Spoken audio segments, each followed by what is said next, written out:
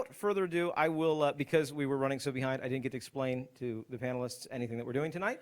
I'm going to ask you some questions. If you press the button in front of your mic will magically turn on. If you press it and then it's red, it's off.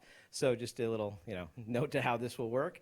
And that's the only way the internet will hear you. I'm going to introduce you one by one. First, we have Jeff Minton, the, I forget how it was, Supreme Poobah of the LV makers, something like that? Yeah. President-elect? President. Oh, okay. So yeah, it really happened then. Yeah, perfect. Hit the button too. So there we go. That happened like last May. It's been a while then. It's been a while then. So Jeff is the founder of Crowd Pleaser. So tell us a little bit about your background and what you guys are building. So I am the CTO, then the main developer. We're building an application that allows people to kind of express their interest in what events, performances, performers that they want to bring to their area and raise funds for those. And then they can allocate those funds to those event organizers that actually have the ability to. And what this also does for the event organizers is it lets them know across all markets in the country what is in demand in a given area that they might not have known before, and an ability for them to start off with seed money for that event before they've sold a single ticket. So we're live right now, and we're hoping to keep growing. All right, we have Lisa. Lisa, who has successfully run Kit Rex, which was is that a Velociraptor? Yes. Yep. Okay, I just want to make sure I got the right dinosaur there. She's a Velociraptor. No comment, Greg. And successfully funded to the tune of, you were looking for about $8,000, right? And you got over 100,000. 110. And now you're running your second campaign. So tell me a bit about what your campaign is, the current one, and what was like with success with Kit Rex. Okay. So the current campaign, I was looking to raise $10,000, and I still have 24 days left. I've raised just over 1,500 at this point.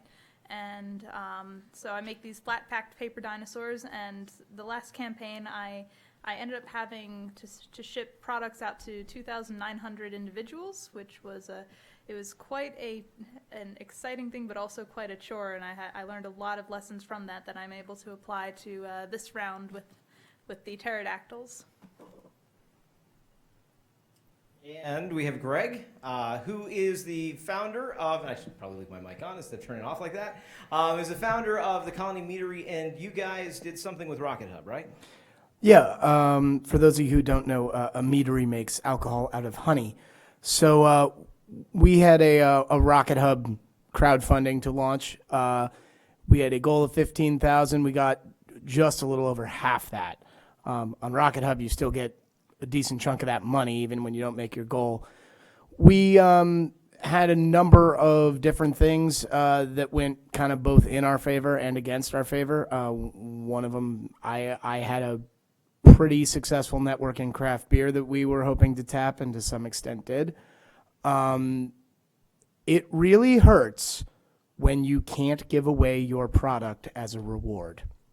That's the number one takeaway. We make alcohol, and if we could give it away as a reward, we would have really done a lot better. And when you're forced to give away little swag things instead, it really there is an element to these crowdfunding efforts that there is a certain percentage of people who are definitely on board because they want to support you. There is also an enormous percentage of people that are legitimately trying to buy a product. And if you can't sell them your product for, say, regulatory reasons, it's a major drawback, and it's one you really want to consider if you're thinking about doing crowdfunding and the way you structure your campaign. And finally, Carter is building a platform, well, not a platform, kind of like a consultant. Well, you explain it. What are you doing to help people trying to run crowdfunding campaigns? Yes, I have a company by the name of Crowd Conduits, and that's what we hope to be, the conduit to the crowd. Hopefully the show of hands that we had tonight is indicative of the amount of people that have heard crowdfunding and are thinking about it and contemplating it. And what we're hoping is that the same message I'm going to give tonight is the message we're going to put out to the world, is that crowdfunding is real. It's the new normal. And if you have a project that's on the shelf where you've been thinking about it and the only thing that stopped you is possibly the funding, What we want to do is say, we would urge you to contact us. We're an early stage consultant. And what we would do is we would analyze your project, compare it to the whole crowdfunding universe, hopefully pair you with the correct crowdfunding site, and then give you the other steps involved in it. It is a campaign, so there are a variety of steps, and hopefully we would provide the best in each step to hopefully you'd reach that funding goal that you're after. All right, I'm going to say, as we start this evening, think of some questions.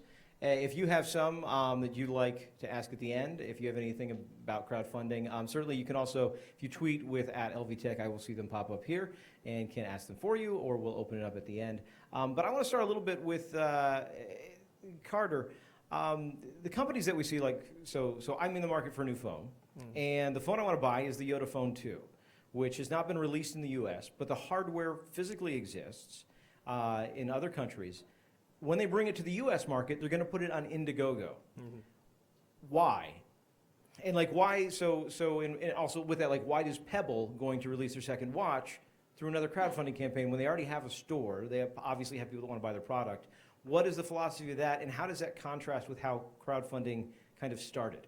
Well, one of the big pieces and why a company might want to do that is its validation of their product. It's a much better way to validate that product than us putting a focus group together where we have 100 people in a room and we're just talking, and that's not sometimes a big enough sample size. So by doing it via crowdfunding, you're able to offer it to a mass amount of people, and when the crowd speaks, the crowd has spoken. If I'm able to go on and move a lot of that product, it's proof that there is a demand for the product. And it really validates it. And some of these companies are also looking for traditional sorts of funding. So if you are able to prove via crowdfunding that there is this demand, and look at how many people have already purchased, it's a good vehicle to move into other sorts of traditional funding also. And I just, again, since I didn't get a chance to talk with all the panel members, feel free to jump in. A question I may direct it to one person, but if you have thoughts, feel free to jump in. Lisa, I want to know, from your perspective, started out, I just need enough money to buy the die. What's it like when it goes from that to I'm funded 10 times what I was looking for? Does that change kind of your, as the person creating the project, does that change your perspective on it? It definitely does. It's, for one thing, first of all, it's really scary. It's fantastic having that much more funding, but it creates a ton of new problems. Fortunately, those problems are solved by the money that has come in. Like, I was originally planning on cutting out I was planning on purchasing the steel die and cutting out the dinosaurs on someone's clicker cutter die, or die press, and by hand. That quickly, something that was going to be very feasible with 400 kits was no longer feasible when I was talking about making about 5,000 kits. Sorry, there was one other question there? Yeah, so how does it change your perspective of, other than that, do you start looking at it differently? Like when you went in, it's, hey, I want to do this, it's cool. And to me, and you all have done more with this than I have, obviously, you participate in it. To me, the start of crowdfunding, the Kickstarters, was about enabling someone to do something, say, creative. It seemed to start off in the recording artist market, and help me make the CD, less of this product thing. And did it change your philosophy when you went in? Was it like, oh, I'll be able to sell these, or I'll be able to do the thing I want to do and share this with other people, versus was that the impetus that said, maybe this is a business? Mm-hmm. Yeah, I originally was looking at it as, I saw Kickstarter as a way of just testing to see if this idea was viable, seeing if people were interested in it, and if people were, I thought this would be a great side thing for me. I can get a real job somewhere else and do this on the side. And when my campaign went viral and I got 10 times the funding, I saw that, well, maybe this can be a business. Maybe I can make this into a full-time thing instead of just a side thing. Maybe people want paper dinosaurs, and so yeah, crowdfunding has definitely made it more possible for people like me to make a full-time job, or entrepreneurs in general to make a full-time job out of something that they thought might just be a hobby. All right, hey Greg, yours was different than other campaigns in that you were raising money for a business more than a product. You know, like in those type of, hey, help me do this, and then we're going to be done. We can't yet micro invest as crowd investments, but the SEC is supposed to put together guidelines for that. What do you think your campaign would have looked like if that existed, and what do you think how do you think the landscape's going to change with that concept now being in play? So as far as what ours would have looked like, I don't know. It's tough because there aren't a lot of models out there for a beverage like mead. I do know that if we were a traditional brewery and we had that open to us, we would have had all the money in the world. Everyone wants to own a piece of a brewery. We're starting to see that now, I mean, in our business as well. So my guess is it would have been pretty successful. People like to own a chunk of an alcohol business. I think it kind of goes back to, you know, everyone's got their neighborhood bar and they have that vision of the neighborhood tavern and knowing the owner. So like a step better than that is being the owner or one of them. I think, you know, and I'm going to be interested to hear what Carter thinks about this because I know he was talking about it in terms of real estate. I think the equity side for businesses like ours, the potential is, you know, to get people who also might stay more invested. You know, it's one thing if you buy some glassware and a corkscrew from us and, you know, but as I said, since we couldn't really give, happy to have another way to give us money and get something more concrete in return for that, including a piece of the business. I think there's a lot of there are some risks in letting a whole bunch of people who don't necessarily understand anything about investment invest in small businesses. Which is one of the reasons why it's not here yet. I mean, so we did a friends and family round recently to finance an expansion, and we're talking a lot, you know, the shares there were a lot more than you'd get on an equity crowdfund. But even there, the friends and family we approached for this funding, by virtue of the fact that these were fairly large checks, were somewhat familiar. I mean, they were accredited investors, knew things about this, and even then, there was a lot of not really understanding the way investing in startups work. Just because you know how to manage your portfolio, that doesn't necessarily mean you know what you're signing up for with a startup. You know, even basics like, hey, we're 1 year old right now. The soonest anything would happen to get you this money back is 5 years. Like the soonest. And that's probably not even all that great if that happens. Right? I mean, those conversations, you can be a pretty sophisticated investor and not really know anything about startups. So, you know, I think that part of the challenge for the equity crowdfunding movement is going to be communicating with funders, or else you're going to get a lot of really grumpy people who wrote up like $200 checks. Which I think is probably something that happens in crowdfunding already. Yeah. So, Jeff, building you know, kind of talking about how crowdfunding is changing from this idea of, you know, just making something they want to make possible to more of a productization, and then we have things like Rocket Hub, and we're moving into this ability to micro-invest. What's it like from your perspective, building a platform that looks at crowdfunding a little bit differently than everybody else? What's that process been like, and what caused you to think, you know what, we could apply this to this? Well, I mean, and there you go. Sorry.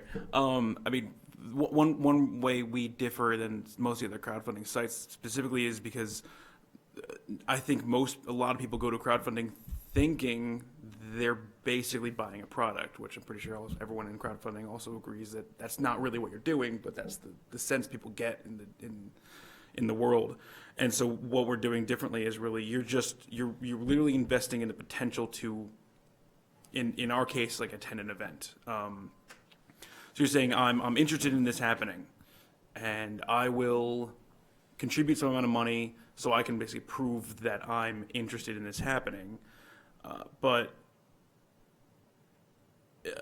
if it does happen, I know I might still have to buy a ticket, and that's one thing that I think we have to get around people, because a lot of people still expect that they. Yeah. For your platform, me saying I will pay this or I want to invest or whatever, however, not invest, but I want to pledge this amount to make this event happen, doesn't get me a ticket automatically. No, it gets you. You've spent that much money on a ticket, basically.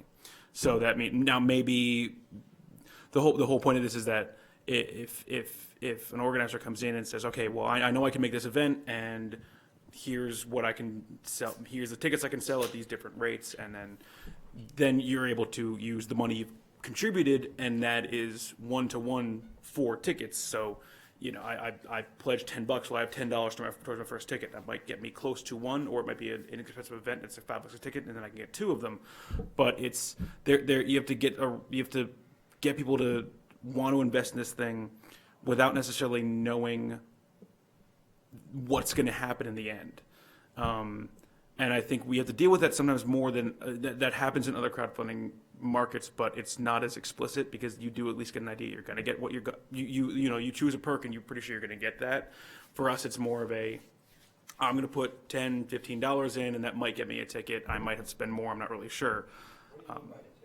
Well, so this is specifically for events, an event. So a performer coming by, a speaker, something even like this potentially, and so I'm basically putting money forward, saying I want this to happen. So there's this performer that I want to come to my area, and they haven't come here before, and I'm gonna say, well, I would put in $12, $15, $20 for this. Then when an organizer comes by and says, well, I know how to put this on, then one way we got around the ability for someone to specifically pick a perk is what we've done is we've said, okay, well, you've contributed $12. That gives you 12 votes to decide which organizer is going to fulfill the local desire for this person. So that's kind of how you get back you're not choosing specifically a ticket, but you're going to at least have the say in terms of what person's going to put on this event, and then how much ticket price they're saying they're going to charge. So that's one thing we had to get around, is just a different way of showing what you're getting out of it, basically. Jeff, I'm curious, do you see, and maybe this is just because of the really successful Con Man Indiegogo campaign that just went up, do you see the stuff that you're doing as potentially going into other creative areas? I mean, I can kind of envision a world where a whole bunch of fans would all of a sudden start demanding, more episodes of Firefly, where they would start saying, I'm going to start chipping in, The funny thing, I was actually, I don't know if you remember, help Nathan Fillion buy a Firefly a few years ago. So I actually even pledged money towards that, because I was like, I want this to happen, and that actually would be a potentially perfect thing, because you're not saying I want one of this thing, you're not saying I'll put $25 and I know I'm going to get this thing out of it. It's that this is what this is worth to me. That's more of what this can work for, and I think it can move into other areas like that. I mean, we got to focus towards one area right now, otherwise you don't go anywhere. But we would like it to be something more of the fans deciding that they want this thing to happen, and doing that by showing, basically putting the money where their mouth is, kind of thing, saying we want this to happen. So yeah, I think that's somewhere we could that I think it can definitely move towards. Yeah. So Carter, I have a question. As we're talking about different kinds of platforms, could you give it, because you would be connected on this side, what are the different types of crowdfunding projects, or whatever term fits there, and then the platforms? I'm thinking there's probably 3 or 4 different types. Yeah, actually, there's a lot more than that. On the platform side, that's pretty much what our software does. Our software is designed almost like a matching software, that you would give us a scenario. Based on that scenario, we would pair you with the proper crowdfunding site that would ultimately, hopefully, get you to the best result, which would be reaching your goal. Right now, this is still fairly new, and pretty much everyone can rattle off a few of the crowdfunding sites. However, it's getting a lot more segmented. It's getting, there are some sites that people may not have heard of that are doing a lot of things in different segments of of the crowdfunding space. One of the challenges we have to every entrepreneur, anybody, is that if you tell me any project that you have in mind, I think I can show you somewhere in the crowdfunding space that there's a similar project that somebody either raised money for it or at least tried to raise money for it. And if they didn't, hopefully we can look at the mistakes or the missteps they had and say, well, if you did this way, maybe you can do it. We just talked about the equity side of crowdfunding. Right now, under development that I know of, there are over 600 real estate equity sites that are pretty much built, and they're just waiting on legislation. If the legislation goes as planned, they're going to flick that switch. And part of the thought that they have is that there's enough potential real estate speculators out there that might want to give a couple dollars into the next big project. For a few of my employees, I mentioned all the development that's going on in Allentown, where I said on the high end of it, if crowdfunding goes where I hope it goes, that maybe you wouldn't need that institutional investment. Maybe a guy like you that lives in Allentown that says, oh, wow, if I put a stadium here or if I did this, I might be able to change this place. Hopefully that's what we think. Lately, we've been using the Donald Trump scenario that 30 plus years ago, he invested in Atlantic City, and thank goodness he had Fred Trump, who was his dad, who was very wealthy.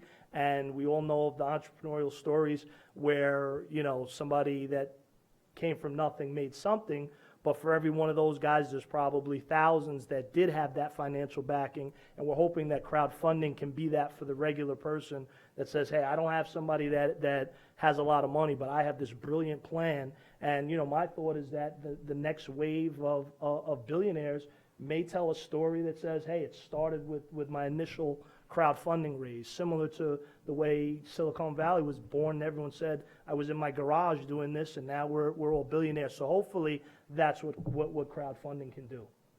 Take a second here. Is there any questions out there right now? Yeah. I'd like to address it to the dinosaur. Hello, dinosaur. Hello. I was to ask you, Lisa, specifically after you put your site up, what did you do to market your site so people would know it's there? Okay, I'm going to repeat the question for the internet. So the question is, after you put the crowdfunding campaign together, how did you market it? So to begin with, I contacted all from my friends and family, all the people that I knew by email. And with my first campaign, it was actually sort of by magic, I'd like to say. Kickstarter had seen my project, and they thought it was really cool and put it on their homepage and also featured it in their once-a-week newsletter, which they feature only 3 projects in per week. And so that plus going viral on someone had posted a picture of me in my 15-foot-long cardboard dinosaur costume on some popular media sites like Reddit and Imgur. And so it was actually not really something much of what I did that made it go popular. Yeah. Yes. So the second time around, I'm working a little harder on actually reaching out to media sources, and trying to come up with ways of hoping that, or ways that say something with this guy might go viral, but it's One piece? these guys, they're multiple pieces. This guy's made up of about 17 pieces.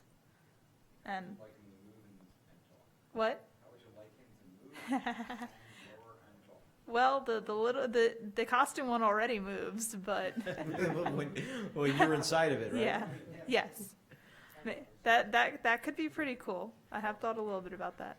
So now you did not mention, I don't think, that it was after being mentioned on LV Tech Radio that. Oh yes, Also, yes, I forgot the about that Kickstarter- one. Yeah, I mean, the Kickstarter thing probably helped. It probably helped. Any other questions from the crowd before I go on? Yes. I just have a question, and maybe this is stupid, but do you ever worry about anybody stealing your ideas when you're up on the project So- before it's funded? The question is, any concern about people stealing your ideas before it's funded? I guess let's go with either Carter. What do you think about that? And Lisa, anybody else's opinion? Because Greg, I don't think anybody's going to steal your idea from that. It's already a business. Well, yeah, is it a possibility? Are people going to mimic it? It's a possibility, but that's the risk you're doing in any business. And hopefully, at the time where you'd be doing that crowdfunding raise, you've already been through all the paces of the campaign that actually the second that money is in your hands, you're hoping to go live. So somebody might mimic you, but hopefully you're a few steps ahead of that person at that point, so they might have to start back a little bit behind you. But obviously, it's a risk of doing any business. Somebody might try to mimic what you're doing. Lisa, you have any concerns about that? Carter mentioned all of them, so. Any other questions? Yes. I guess the question going back to the previous question, do you see values in trying to obtain like provisional patents, or would you go for a full patent before you had a technology product, for example? Carter, how? I think it would be case by case. And what I think is unique about crowdfunding is you might, in a 3-minute video, be able to really discuss the gist of what you're doing without divulging all of your secret sauce and whatever actually makes it go. Because I think the person that's going to invest in you in a crowdfunding campaign is doing it at a much smaller scale, where they're putting a few dollars in possibly, and hopefully you're relying on a lot of people, and they're just counting on the things you say being true, rather than digging in and saying, well, let me do due diligence over the $5 I'm going to give this guy. So I should repeat the question. The question was about is it wise to get a patent of some kind, some type of protection before going into crowdfunding? Yes. What's your? All right, you made the decision that you want to utilize crowdfunding, and there's, I'm sure, hundreds of websites for crowdfunding, and there's probably hundreds of thousands of companies out there that are looking to get this funding. How did you promote your fundraising activities? Did you use social media? Did you use other ways? How did you actually promote? So let's Greg, Jeff, because Jeff, yours is how do people promote their, the concert that they want, or Greg, what did you guys do with Rocket Hub? Yeah, so I started with a pretty robust, for its niche, social media profile. I'd been a craft beer writer for some time. I'd made a hobby of kickstarting pretty much any brewery anywhere in the country that showed up on my radar, so I'd made some friends that way. Social media helps, but it's interesting to note that there are demographic divides. My business partner also had a pretty robust network, mostly locally, but it wasn't online. And I mean, these are people with means, many of whom said, yeah, I'm definitely going to support you guys. And I don't think a single one of them, no, that's not true, 2 of them contributed to the Rocket Hub campaign. And it was because, frankly, they were a generation older. They did not trust online things. They had no interest in it. Some people tried to hand us a wad of cash. I'm not making that up. So, if you're doing one, it's probably fair that, you want to target social media and, email blasts and things like that, if for no other reason than those are going to be the people that actually click through and give money. And every book on every campaign tells you to try and get it early, that you want to build that critical mass as fast as you can so that it looks like a successful campaign and people jump on. So, and again, our case was kind of a mix of success and failure. My nationwide network of people I had never met donated a lot more money than the people we knew around here. And I'll chime in real quick.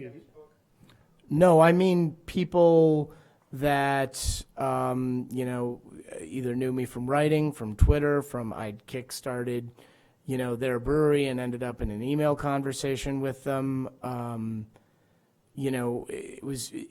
Now craft beer is a little bit different. It's a niche community, and it's one that tends to be very collaborative, very supportive. You said you did $8,000? Yeah. And I'll just chime in quickly that Sorry, it wasn't enough for you. part of our offering is just that, because many people that have had great success in crowdfunding are the early adapters. And one of the things that we're trying to do is for the person that might say, well, I probably can't do that because my social media imprint is 100 people, so I wouldn't have success. One of the things we're trying to do is urge you to call us so we can help you build that crowd, and then really just leverage the power of the internet, because like he said, as many people that he had locally that said this, and that, who knows? I mean, there's just millions of people out there that are using the internet that might see what you have, and you're just really leveraging that power that probably your campaign is going to be funded by people that you'll never meet, you've never met, but saw what you're doing and liked it. I imagine What a- people that you know, your personal acquaintances, you call them on the phone, you do that face to face, trying to get the investment. But I think what you hit on was you're trying to get just people out there that you have Yeah, similar interests. exactly. So how do you draw those people to your fundraising project or site? Well, it's part of our offering as part of that would be helping. Yeah. The people that you don't know, that are outside your typical social group. Yeah, How do you draw those people? there's a variety of different ways we offer it. I know there's a lot of different ways. There's targeted approaches aiming directly at whatever your project is, people that are interested in that, trailing them via hashtags, and there's a lot of different techniques. But after this, I could share with you some of the stuff. We actually are not fully launched yet, so I'm encouraging anybody here. You have any questions? We would pretty much give you a hand at no cost for the next few weeks. I know there are third-party companies that will do that. Exactly. They take a cut of the proceeds, but Or a small fee. Yeah, there's all different kind of I wanted to pricing. jump on one thing Greg said. How critical is it to get some type of funding early on versus, there may be the funding you want. I know in Lisa's case, you're targeting, even your second one, you're targeting just for the cost, right? So how critical is it to hitting that goal early versus setting a higher goal? And I don't know that there's a one answer to that.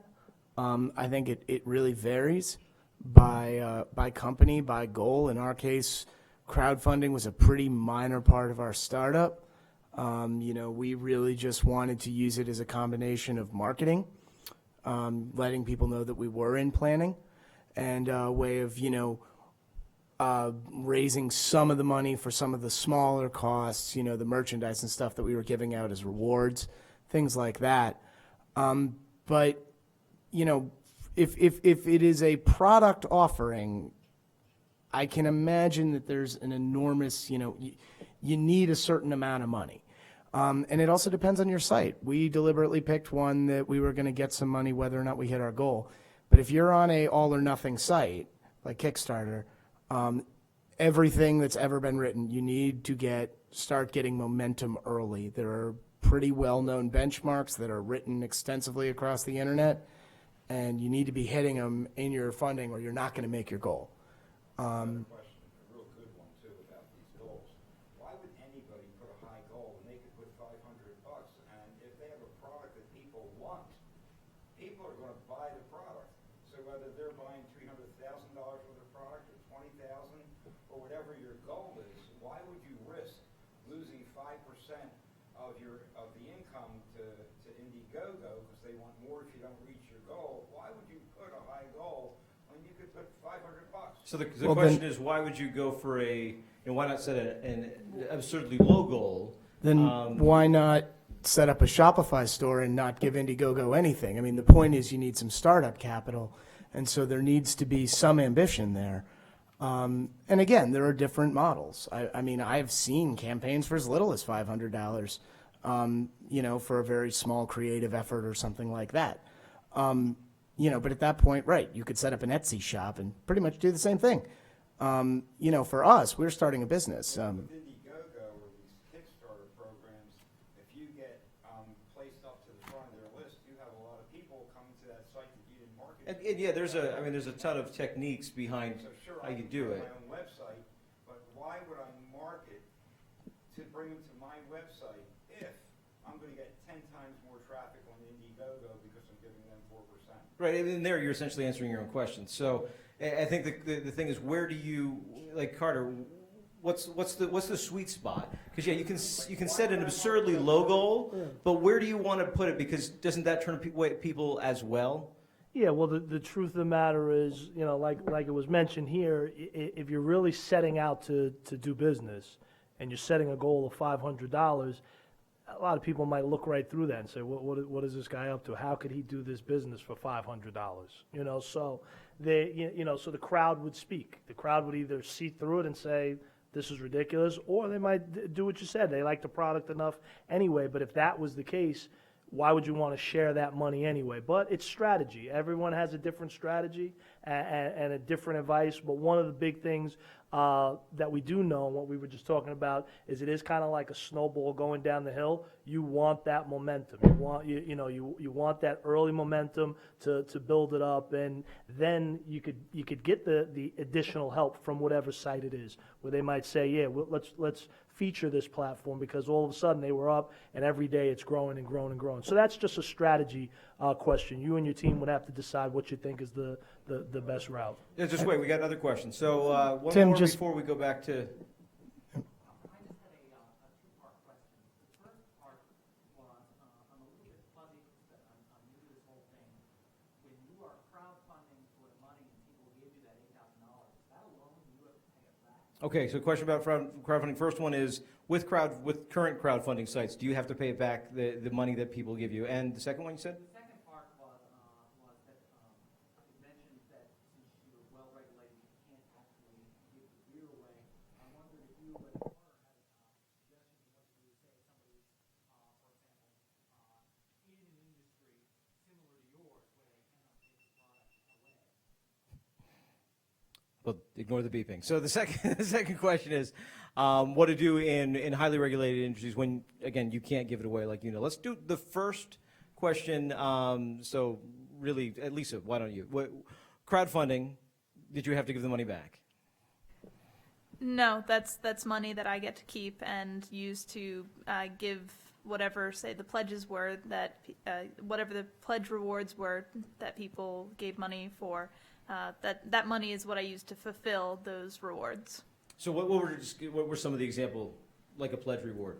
So, for example, you could get a postcard for $5, or you could get one dinosaur kit to make one of these guys for $20, or if you pledged $160, you could get 10 of these guys. So those are examples of different pledge rewards that I had. And were you making a profit on those, or was it pretty much I spent $20 to get the dinosaur, and what I'm really doing is using this basically like other people would use Amazon to sell a dinosaur kit, and I'm making the same product. Good question. Yeah. So with crowdfunding, the way you used it, were you actually making a profit per dinosaur? Yes, I was making a profit per dinosaur. It would have only been, say, I think if I had only made my $8,000 goal, I think it would have been only around $2 or so per kit. I don't remember at this point, but it ended up being like $5 per kit or $6 per kit, something like that. I forget exactly. Which is I sold them for $20 each, but that it included shipping. Which, as someone who has been a consumer of crowdfunding, I have seen it gone the other way, where someone says, well, I know I can create this thing for this much, right? And it's just gonna take me some time. And then they go from making what they thought was 500 to making, 500,000 or something. And they say, well, this is impossible because I didn't think about the time it would take me. I know Lisa did before she went into it, but I've seen similar projects that were like, hey, this is cool. People said this was really neat. I'm going to make a robotic head. And then the robotic head was actually, he could not make it for what he had raised funds for, because in the whole calculation of profit was not this line that said, Bob's time.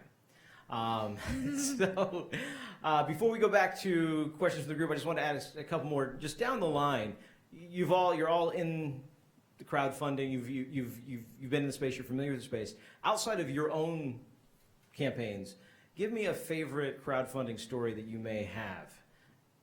And I know I'm putting you on the spot, so like I either backed this and it was successful, or I know of this guy who lost all this money when he backed a glass keyboard, things like that. So. Can I start? Because Yeah. I believe right here on the panelists, you have one of the greatest kind of stories that you could possibly have with Lisa. This is an incredible story. To me, it speaks to every single person in this audience that's contemplating it. It's actually very tangible. You're looking at what she was able to do, the success she was able to have. Everyone here did have some success, but hers was very interesting because she, had almost tenfold what she originally went after. And it just shows the power of crowdfunding and what can possibly happen. So it's not a mystery, it's real. These people are here to attest to it. So I just encourage anyone here that's possibly thinking about it and they've been on the fence because they don't know, does it really work? You have some great examples right here in front of you. Greg? I don't know that I have one exactly, but as I said, I was, there are few better feelings in the world for me than when I'm traveling, and I know I'm in a city where there is a brewery that I kickstarted, going into that brewery, and when you meet someone there and you say, hey, I actually contributed to your Kickstarter campaign, it means a lot. It means a lot to them, and I understand that because I, now having been in the other situation, the people who place faith in you before you have something that's concrete, they are a different type of special, and especially when they're strangers. So there are a few of those for me, and that's just that's part of why I do it. And now that it's been enough time, that those breweries have come to fruition and they are up and running in a bunch of different cities, and often when I travel, there'll be one there. And your perspective is different from a lot of people that consume crowdfunding as a early market for products, as in you want to see it actually succeed as an idea. Yeah, right, because I never got a single beer from any of that crowdfunding. I mean, I got a whole bunch of stickers that are floating around the meadery and stuff like that. But right, when you give someone $50 for a brewery in Nashville, there is a very decent chance you will never get anything concrete for that. I mean, nothing outside of the very nice pint glass they send you. So nothing concrete that you need or want. Again, that goes into sort of that question we didn't really get to about the what you do in regulated industries. Sometimes your only play is emotional. Sometimes certainly that was it for us. Sometimes your only play is to say, listen, it's basically, if any of you use Kiva, which is a microloan, it's not crowdfunding. It is crowdfunding, I guess, for microloans in the third world. The only thing it's true, they repay the loan and you make a few cents on it, but that's not why anyone does it. You do it because you feel good. You do it because you feel like you made a positive difference in a very small way, but in a way that means something to you. And it only cost you 25 or 50 or whatever dollars you gave. And even though it's not as cool and not as tactile as a product, it can be incredibly powerful if you wield that responsibility, with honor and with some integrity. Lisa, favorite story? Let's see. I know a lot of cautionary tales. I can take that one. But I guess I don't have exactly a favorite project that I've backed, but one of my favorite things that happened with Kickstarter was a friend of mine was running a campaign and had a really cool design that he was working on, and I had mentioned it in one of my updates, which is something I'm normally very hesitant to do, and to get to see his project then come to life, basically in part because I had mentioned it and people who liked my dinosaurs then went over and started supporting what he had created. That was pretty exciting. Jeff? Mike. Mike. Mike. I'll just call you Mike from now. It's like at work, I forget to unmute my phone all the time. I will say, like, most times when I refer to awesome crowdfunding thing, I pretty much always talk about Lisa's campaign, so I'll do a different one this time. But just recently, I've funded very few things with Kickstarter for some reason. But I just recently noticed that there was a an effort to remake a game that I had played when I was, in kindergarten. It was like my favorite game in the world. It's called The Logical Journey of the Zumbinis, and probably no one's heard of it. But like, they basically wanted the funds to, pay their developers, pay their graphic designers, all this stuff to make this game again, to remake this game from scratch. And I think it's cool because, first of all, I didn't know about it until the crowdfunding campaign existed, and they've gotten funded, and I'm incredibly happy about that. Like, not only is it the fact that I get a copy of the game afterwards, but it's more that, I mean, they could have, without crowdfunding, they could have said, we have an idea, we'll make it, and then could have flopped terribly. No one could have bought it in the end, or maybe they wouldn't have marketed it right. But crowdfunding gives you the ability to know people want this thing, and then pay the people that are going to make it to keep making things. So I think that's probably my favorite thing for so far. And then we'll open it for I have one more pre-programmed question, then we'll open up for some questions here. If someone says, I have an idea, I'm not sure if it's a good thing to crowdfund, or I am sure, what are the first steps? Lisa, what was the first thing that you did with the original Kit Rex as you're approaching this problem of, is this something I should do? How do I start? What advice would you give to somebody who thinks they have a good idea or product for crowdfunding?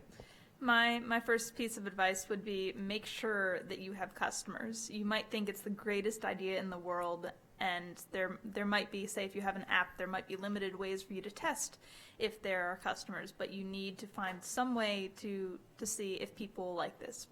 I tested my really early prototypes for my dinosaurs with a whole Girl Scout troop, and I learned a lot of extremely valuable lessons through that, which, had I not done that, maybe my Kickstarter would have succeeded, but the actual dinosaur, the process of putting it together would not have been user-friendly. And so that's making sure you have customers and that they like your product is very important from the get-go. Carter, any suggestions to somebody who's just thinking of starting? Same thing. I think it's a good idea to know what you have, but then I think the next step with crowdfunding is it is an inexpensive way to further validate whatever it is you have. So I think it is a great way to test. The original small group is always important to make sure you really have something or you can fulfill it. But then after that, as an inexpensive way to market to a mass amount of people and find out is that demand there. Crowdfunding is a great way. And one of the things with crowdfunding is some of the feedback. So even if you didn't reach your goal, it is a great way to take a look and see, well, where did we misstep or what could we do better? And in that space, I've already seen people do multiple campaigns that maybe the first two weren't the greatest, learned all the things that they needed to do, and they did the next one, and it was fabulous. So that would be my advice on it. Greg, Mike? I would going back to the sort of social media question, take a serious audit of your online profile. This is going to be a way that you communicate if you do a campaign, and if you're someone who doesn't really have much of an online way of communicating, then you want to address that before you even get to the point of deciding to launch the campaign. Just because if you're trying to do that while you're also trying to promote a campaign, it's not going to go real well. And it's going to just be too much to do. For online profile, you're talking your Twitter followings, blog followers, just some type of community you're engaging with. Sure. I mean, every community online, you're going to have different ways of communicating with. For some people, it's Twitter, Facebook. It just depends on the type of community, the type of networking you're going to need to do, the type of communication you're going to do. For a small, modest campaign, it might just be like, do I know the people I need to email that I know I can get this money from? For a larger one, it might be how well networked are you within that niche of people that spend money on this stuff? Have you looked at other Kickstarter, Indiegogo, Rocket Hub campaigns that both succeeded and failed, and asked yourself, which of these do you have more in common with? Those are the things you want to do before you press go, because once you're going, there isn't enough time. And on the the influencer your network, there's even sites out there like is it Thunderclap, something like that, that are designed exclusively for creating some type of, it's manufactured but still social buzz around an event, and I see that used all the time with crowdfunding. Jeff, any suggestions to those who are thinking I want to crowdfund this idea? Yeah, I mean, really, it's in terms of when you want to do it. It's, I mean, a lot of this is pretty much already said by you guys. Just you need to at least have an idea that someone's at least a couple other people that even are interested in it, and then really once you've even just started it, it's that social media is like the pretty much the way you're going to grow it at this point. Which is why even Crowdpleaser, we remind you, we say like, here you've done this thing now, you should share this places, because without social media you're probably not going to get anywhere really. It's the news in the regular news is not that big in terms of this kind of stuff. So it's really going to be your followers and then their followers and then their followers to hope to get that network out there. So you got to be really fast on that once you do start your campaign. Seems the takeaway there is that all the crowdfunding platforms, they don't necessarily provide the crowd, they provide the mechanics behind it to somehow leverage the crowd you may already have. Certainly they can grow it, but if you don't have that seed first. Before I open up for questions, any closing thoughts, not closing thoughts, but any final thoughts from the panel on something that we missed? Just one thing from earlier. Someone asked about, the amount of money and whether or not something could be not ambitious enough. Certain markets, especially in crowdfunding, have gotten really savvy, and they are really smart. Gaming is one of them, and breweries are one of them, and there are a few others where if you say you're going to start a brewery for $20,000 and in your little thing there you don't give them where the other $350,000 are coming from, everyone knows you can't do it, and you're giving them money for no reason. Same thing in games. Oh, I'm going to do an indie platformer with a twist, and I'm going to do it on $50,000. No, you're not.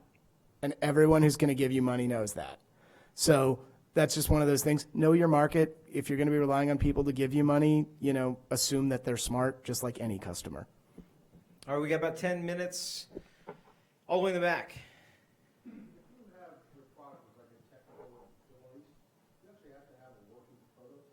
All right. I've seen stuff online where I'm going to make this and family can get money and build it and that piece of crap that doesn't work. So, all right, so I have a couple things that never made it to me. So the question is, if it's a technical product, do you need to have a functioning prototype first? Thoughts on this? Not really, because a part of the audience that you would be speaking to is somebody that has compassion to you as an entrepreneur. Maybe they've been there or they've seen it, and as long as you can convey in that message that the money I'm soliciting now is to get me to that next step where I'm able to go live. The thought would be there's enough people just that want to support small business and entrepreneurs that I might say, you know what, instead of getting a large coffee today, I'll get a small one, and the difference I'll throw on this guy and give him a shot. And if you can get enough of the crowd that's interested in doing that, it's a possibility that you could reach that goal. There were a few others in the back. Yeah. Greg touched on it earlier. Hi, Greg. Hey. How important is the story, backstory, the sentiment, where you came from, what you're trying to do?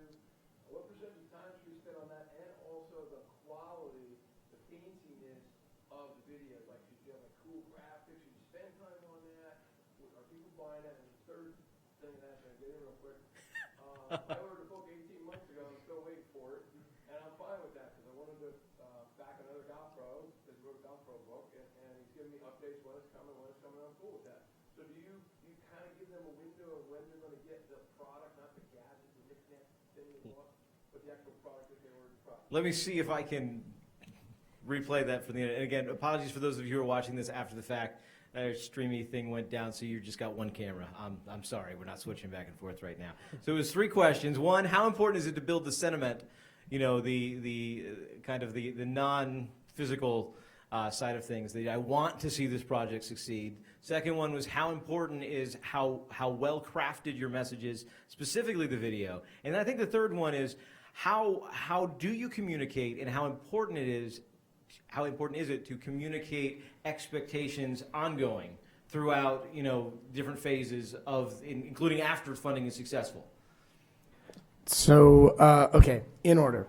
One, I think it is most important when you do not have a working product that you are essentially pre-selling. So in the case of the previous example where, do you need a working prototype? Well, if you don't have a working prototype, you should probably try and convince people that you are at least a person of substance who can build the working prototype with the money that you're giving them. You're going to want to dedicate, since you're not going to dedicate that space to how well the prototype works, you're going to have to dedicate it to how well you work. And that's part of it. Was it Venture Idol? There was, when we had Brian Meese come in from Rocket Hub and speak, he talked about, the way, how much a sentiment can resonate with people, that even just when he produced his little ukulele album or whatever it was, adding a single handwritten haiku at to the at one level you got a CD, at another level you got a CD and a handwritten haiku, and it was $10 more, and he got 500 more pledges at that level than at the previous, even though the haiku had no value. It's a little poem he would write for each funder. It was totally valueless economically. It was enormously valuable, as far as building that sentiment and that connection. So, the answer is, I guess, really important. The video, I would be interested to hear what Carter has to say about it. I think all I would say is you really don't want it to be embarrassingly bad. I think people understand that because you're crowdfunding, you're not going to be dropping many thousands of dollars on a video, because that would obviate the need for a crowdfunding campaign. But, put some time into it and show them that you can make a video competently on a Mac. And that will also convey that you are competently capable of sending them something that they paid for. As far as the timeline, I mean, I think anyone who kickstarts, crowdfunds anything at this point knows it's going to be a while. And realistically, if you're enormously successful, as Lisa was, then it's going to be a long while, because now that person has a whole new set of challenges. You can keep telling people, yeah, we're working on it, we'll get it to you. You can try and set a timeline, I guess. If you've done it before, you might know how long it takes you to get the stuff together, but I would just say try and be transparent, try and keep telling people, here's the stage we're at, we're putting your money to good use, here's what we bought with it, and we'll get you your stuff when we get it. Every single platform has a mechanism by which you sort of automatically message your funders. I'm going to jump on this question too, because Wayne had a question of what was it like, Lisa, communicating after the fact with your backers? What was that experience like? Well, let's see. What was the experience like? It's difficult to answer the question in that way, I guess. But I could rephrase. yes, that would be great. Has it been maybe I can't rephrase. That's Wayne, would you like to ask this question? You told me you really enjoyed your interaction with your backers. Oh, this was a leading question. How you've interacted with them, and they helped you create new designs and new ways of thinking. That's where I was going. Okay. So it has been extremely valuable communicating with my backers throughout the past year that I've had them from my first campaign. It's been great because not only have I been able to, when I had these different hurdles, like say I said that I was going to ship these guys in July. Well, I didn't finalize my manufacturer until June, so that wasn't going to happen, and I was able to tell my backers about that, and for the most part, they were understanding. There are always going to be a few people who will give you a hard time, but most people, again, understand. It's crowdfunding. You're new at this. That's why you're going through crowdfunding to get the money. But also, I went to my backers back in November or October, and I said, "Hey, I'm going to make another dinosaur kit for you guys because this was awesome. I want to do this again." what dinosaur would you like to see? And so they gave me feedback on that, and like I had 500 people put in ideas of what dinosaur I should do next, and one of the top 2 was a pterodactyl. So I said, hey, I wanted to make a pterodactyl, and people want a pterodactyl, so yeah, let's make a pterodactyl. So yeah, having all these people to talk to directly who have bought product already, and to be able to get their advice, their ideas for the next project is really awesome. I think there's another question in the back. Maybe I got them all. Yes.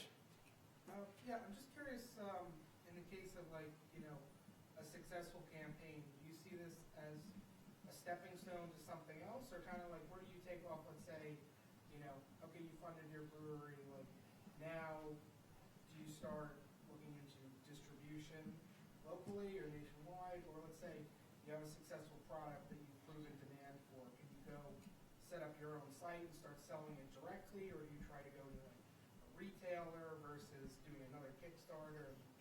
I guess how people use this as a stepping stone to something more. So the question is, how does it work as a stepping stone to something more? Lisa, maybe, I know we touched on it at the beginning a little bit, but why did you go back to Kickstarter instead of just opening up a store and say, hey, we're going to make the pterodactyl? I guess because there's an upfront cost of a $5,000 die, steel die, to be able to produce these guys. That's, yeah. They're really complicated. They're really complicated, I tell you. And so that's why I say I wouldn't go and directly put this in a storefront. Plus there's, again, with going through Kickstarter or another crowdfunding platform, there's other people who will discover your project who wouldn't say find it randomly on your website. But since the Kickstarter, I've been working at getting it out, and this is for me. I've been working at getting it, or I have it on in my online store, and I have it at the Moravian bookstore, and I'm starting to talk to potential sales reps who will be trying to get me into other larger stores. But I think it all depends on what your goals are as a project creator, and where you'd like to be, and where it might actually work. So Lisa, you're saying you're using it to get past that hurdle of the initial cost, but you are selling it online and also distributing it as well, right? Mm-hmm. Reno. All right, this question's for you, Carter. All right, so by the way, we came down with Mark Sessett's Inventor Group. There's like 10 of us signed up, so you're going to get a lot of questions. Great. But what you mentioned before, you said that if somebody came with an idea, that you would look through similar campaigns. Mm-hmm. So what would somebody do if there weren't any campaigns that were like anything? Let's say it's something pretty new. Absolutely, that could be, So question is though, just, I don't know how well the mics are picking up. If there's not similar campaigns that you feel reflect what you're doing, where do you look for inspiration and guidance? Well, the first step we would do is try to figure out your group then, and maybe we would find a project that might not be spot on what you're doing, but it's a similar type of group, a similar type of vibe. And then I would also challenge you to once we identified the site that we thought was best for you, I would challenge you to go through and find a video that you think kind of represents the way you guys want to present yourself to the world, and we would mimic that. One of the beauties of crowdfunding is you can mimic a project. That you can take a look and say, this was a great project and I want to mimic this because it's kind of the way we are, and you can look at some projects and say, we could never do that, or it's not our style. So ultimately, we want that comfort. Mark did mention the story. Is the story important? Obviously, if it's just you speaking into a camera, we want to capture the real you, because you're not an actor. If you don't believe in what you're saying, it's not going to come across well in the video. So we kind of want to find somewhere that's a comfort space for you when it comes to that video or that project. So even if it's not spot on, we want to find the closest project that's out there that's been a success, and take some of the best of that and add it to whatever you guys are doing. But I think most things there's something close within that universe to what you might be doing. Am I right to say that you're saying it's not just even like similar project? Oh, I'm building an Internet of Things thing, and he did too. But it's more like, well, I like the way her Kickstarter Yeah. was, or I like the way that Indiegogo Exactly. ran. It may be completely different industry, completely different idea. You could have a tech project and you saw a indie singer that strums the guitar, but just the flow of the video and how it was great, and it felt like something you do. And I got just one more question, if you don't mind. Basically, related to that inventors group, we're working at Asobi Coworks. So we're gonna have people coming up with ideas and wanting to crowdfund them. So what do you do if you have if you have a group that would be involved behind the inventor? How does that work on the crowdfunding side itself? I forget if it's Indiegogo or Kickstarter, but they have teams. Which ones have teams, and how would that? So the question is, how does a team coming to Yeah. a project differ from an individual on different sites and different platforms, and just the philosophy itself? One of the biggest advantages of the team is hopefully the team is representative of the crowd. The crowd could be people from diverse walks of life. And one of the huge advantages of a team is there's a better chance with a team of having a strong social media imprint. Because this guy might have 1,000 people on his Facebook, this guy might have a little bit of a Twitter following, this guy. So it's the strength in numbers that I think give you an advantage with a team. And having the team, like I said, is pretty representative sometimes of what the crowd might be, because each person hopefully is a little bit diverse and they each come from a different walk of life. Or for displaying the team on the Kickstarter or the Indiegogo itself, how would you list 10 people? You could list their qualifications. We talked about, some campaigns that it might be a project that's not complete, and maybe showing the strengths of each person on the team might validate the fact that, okay, I believe the prototype that they're saying they're raising money for, they're gonna within that team, those specialties, they're gonna be able to get it done. I'm not just giving money to something that'll never get completed. All right, we've got, I think, time for one more question, and I believe you had one. Yeah, I'm just kind of wondering about how mainstream crowdfunding is going. And so my question to the group and also to the audience as to how many people here, entrepreneurial and technical minded people, have actually crowdfunded the project? All right, so this is a question to the whole group. How many people here have crowdfunded a project? All right, so we've got 1, 2, 3, 4, 5 or so, 6. Let's say, 6 or 7. I have another question then. How many of you have worked with a crowdfunded project? How many of you have backed one? So we've got, I'd say maybe 2.5 times that number. So to the panel, is this becoming more and more mainstream? I mean, I have my thoughts, but let's hear yours. Jeff? Mike? I mean, I think I turned it on this time. I think it's becoming much bigger. I mean, they've been crowdfunding movies on this thing. I mean, Veronica Mars came out, I don't know, 2 years ago or something. It was huge. And I think it actually was a big boon to the crowdfunding community in general, because it got people interested that weren't just the techies, which is where a lot of that I saw starting was tech stuff. It's a TV show. They crowdfunded a movie because the fans wanted it just so badly. But even in terms of just the makerspace crowdfunding, we need a bit more money to get our laser cutters, so we just threw up an event on Indiegogo and said, hey, we just need some money. We'll give you basically a keychain or a Raspberry Pi case, for doing this. And we kind of didn't even think about it. We just knew we needed money, but we're going to put it there. It wasn't even we didn't have to find out about it, because it's just so big now that it's just such an easy, it's not necessarily easy, but it's a good way to put it out there. The infrastructure's there, and get it out to all the people you want to get out to quickly. So it's covering more than just, for you it was fundraising. Yeah, for us it was For fundraising. somebody else it's getting a project done. For other people it's pre-sales. Yep. Lisa, thoughts on it becoming more and more mainstream? It's definitely becoming more and more mainstream. There, for example, last year there were older friends and relatives of mine who were very skeptical of Kickstarter, even though Kickstarter is the most mainstream of the crowdfunding platforms as far as I'm aware. And so some people who wanted to support my campaign didn't, because they didn't understand what Kickstarter was. This year, I've only had one person email me so far saying, hey, so I don't want to have to sign up for something to be able to help give money to your project, but I'd like to support it. What do I do? And I just tell them, I'm sorry. I don't know what to tell you. I mean, thanks. I think with the Amazon, like that was that before, you had to sign up for Amazon. And You still have to sign up Yeah. for something to give them the credit card information, yeah. Yeah.